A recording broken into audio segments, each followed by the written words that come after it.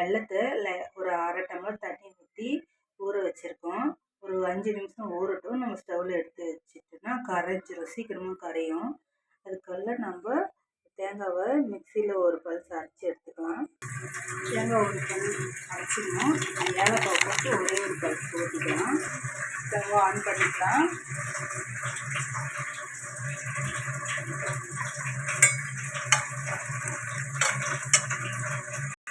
நம்ம இட்லி மாவில் தான் சுட போகிறோம். இனிப்பு பண்ணிடுறோம். அதுக்கு கொஞ்சம் உப்பு போட்டுக்கோங்க. இனிப்பு கொஞ்சம் டேஸ்ட்டு கிடைக்கும். இது பாருங்கள் கைஸ், தேங்காய் திருவி வச்சாச்சு. இதை நம்ம இந்த மாவில் போட்டுக்கலாம்.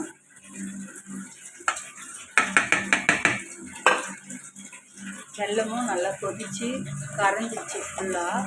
நம்ம வெல்லத்தை வடித்து இழுத்துக்கலாம் இந்த மாவில். அவ்வளோதான் கைஸ், நம்ம வந்து இந்த பாகு தண்ணியை இதில் வடிச்சிக்கலாம். பனியார சட்டி காஞ்சிட்டு எடுத்து இப்போ கரைச்சிக்கலாம்.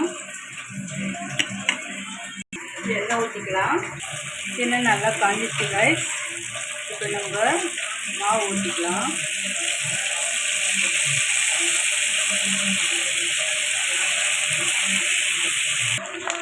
கைஸ் நல்லா வெந்து வந்துடுச்சு. நம்ம திருப்பி போட்டுக்கலாம். அந்த கைஸ் எல்லாத்தையும் திருப்பி போட்டாச்சு. இந்த எண்ணெயிலே நம்ம எல்லா பனியாருக்கு சுற்றி எடுத்துடலாம். இங்கே பாருங்க சூப்பராக வெந்து வந்துச்சு. எடுத்த பிறகும் அதே மாதிரி எண்ணெய் இருக்குது பாருங்க கைஸ். ரொம்ப எண்ணெய் எடுக்காது இது. இங்கே பாருங்கள் சூப்பராக வந்துடுச்சு.